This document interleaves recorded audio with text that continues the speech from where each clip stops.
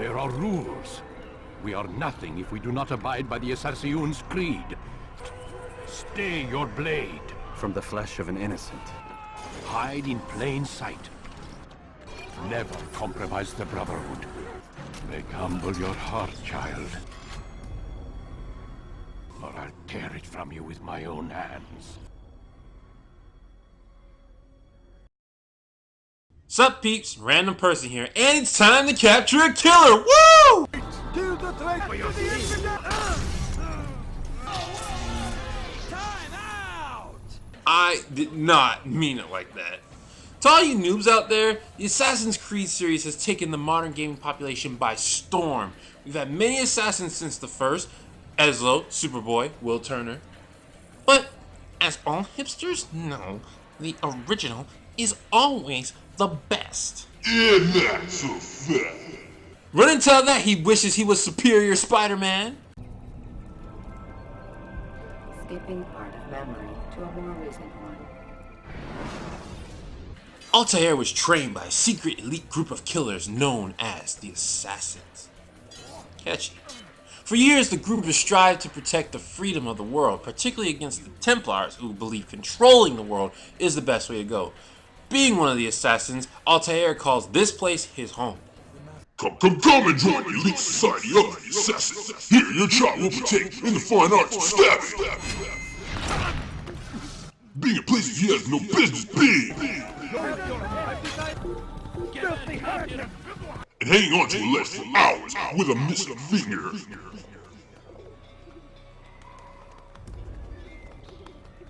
But not everyone can get into the Assassin's Academy of Witchcraft and Wizardry. The location is secret, else the Templars would take advantage of. Wait, how is this place a secret? Like, everyone can see it. And how come when I do assassinate things here, I get weird looks? Shouldn't these people be used to assassins by now? I mean, we live right there. And why does barbecue chicken taste so good? We learned that Altair came to this place some years ago and started learning the assassinating at an early age. That must have been a fun conversation.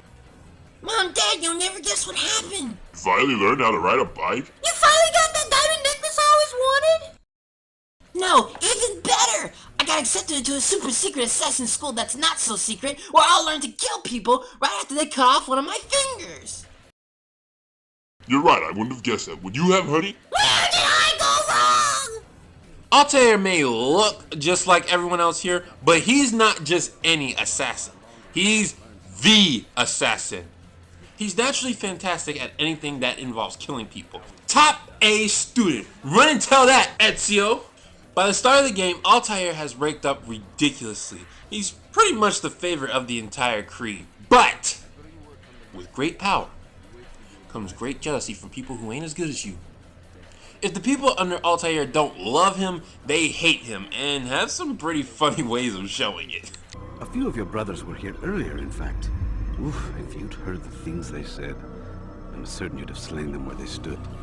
So Altair is the best assassin ever. We already knew that. What does his people do to show their consideration for his skills?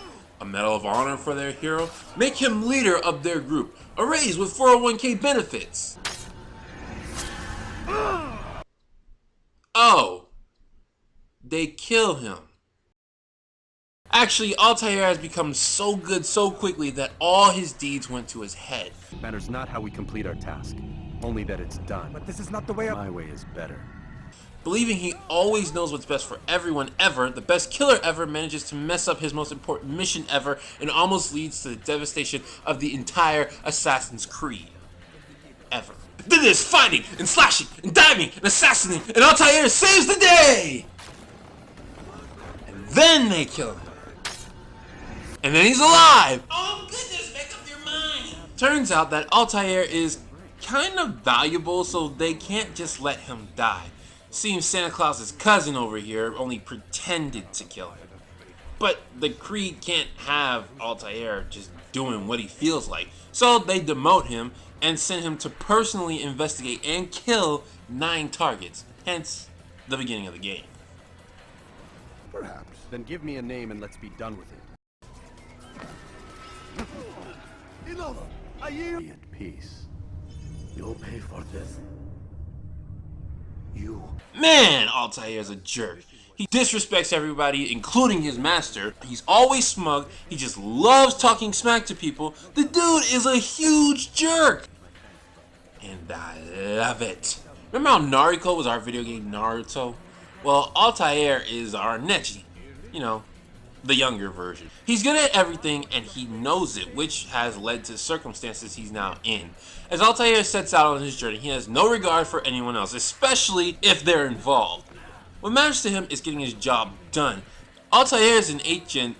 This is the 8th gen, right? Like, I don't even know. It's so confusing.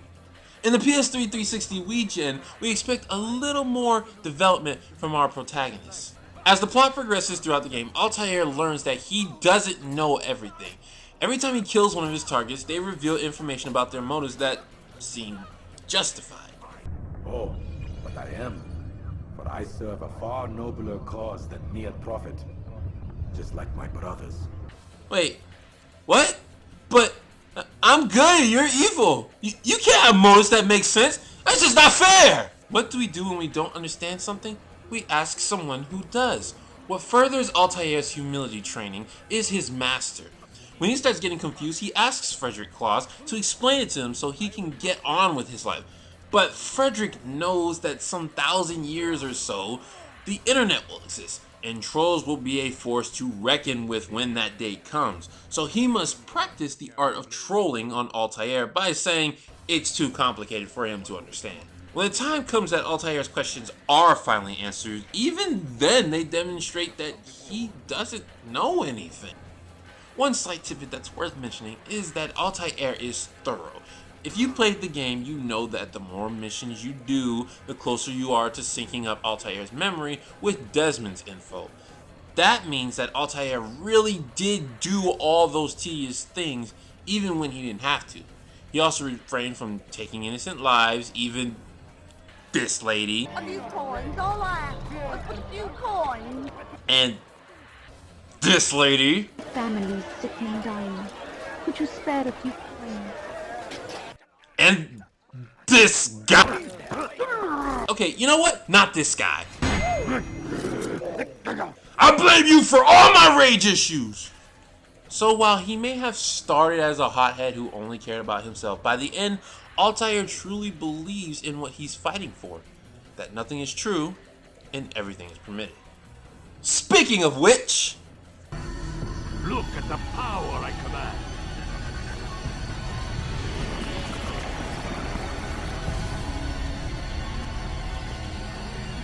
Assassin's Creed games are usually coming-of-age stories, but the first is the only one not to show the character's physical aging process. Still, I don't think that eliminates it from being a coming-of-age. Altair is clearly in a naive state when he begins his adventure and comes out much more mature. Now, I can't mention a coming-of-age story without talking about Catcher in the Rye, so here we go. Catcher in the Rye was a book. Go read it. I'ma stay here and play video games like a real man. You stinking posers! I kind of went over most of this coming-of-age stuff in the personality section, so Fast forwarding memory to a more recent one. by the end of his journey, Altair has discovered just how corrupt the world really is. Even those you trust the most can't be trusted. Yes, everything is true and nothing is... Okay, I was trying to be vague, but you guys saw the random spoiler S at the beginning, and let's be honest. If you haven't played Assassin's Creed by now, you had this spoiler coming. Turns out Frederick has been jealous of Kris Kringle all along and has been trying to seek control of the world by using a magical apple, just like a Templar would. Let that be a lesson, kids. Use PC. Apple is evil and controlled by Templars. Frederick! No! How can Altair trust anyone anymore? At the beginning, Altair thought he knew everything. Throughout the game, he learned that he knew very little, only that his master could be trusted to help him. And by the end, the only thing he could rely on betrayed him, meaning his lesson to learn is that he should always believe that he knows nothing. You may be thinking, that doesn't make any sense. Well, that's why you shouldn't think. Now, Altair's appearance. Again, Middle Eastern stuff here. Let the making stuff up commence! Altair's clothes better match those of the priest during his time.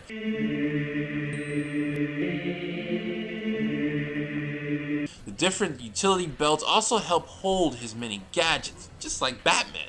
His signature stabby thingy on his hand is a sign of dedication to his cause, and his face was made to merge the appearance of Middle Eastern appearances and today's stereotype of North Americans. Desmond is from the US, right? He's supposed to look somewhat like this. His voice! I would expect a bit more bass due to the maturity of the character. What has to be remembered is Altair is supposed to be fairly young, both physical and mentally, the Anakin Skywalker of his peers. So his voice is rather fitting for the age he is, as well as the position he's playing. Either way, his delivery is crisp and sharp, making doubt feel non-existent. Distract these thralls then. Assault the fortress from behind. If you can draw their attention away from me, I might reach Al-Mualim. It's only when he gets uncertain that it wavers, and even then, it isn't by much. Altair must firmly stand on what he believes in.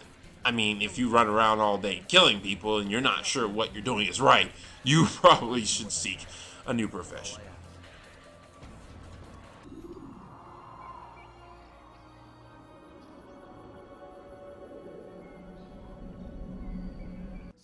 All in all, Altair is a boy who grows up, and boy does he do it the hard way. Coming up in assassin school as the best of the best has made him hot-headed and cocky, hence why he was sent on this mission in the first place. Kinda.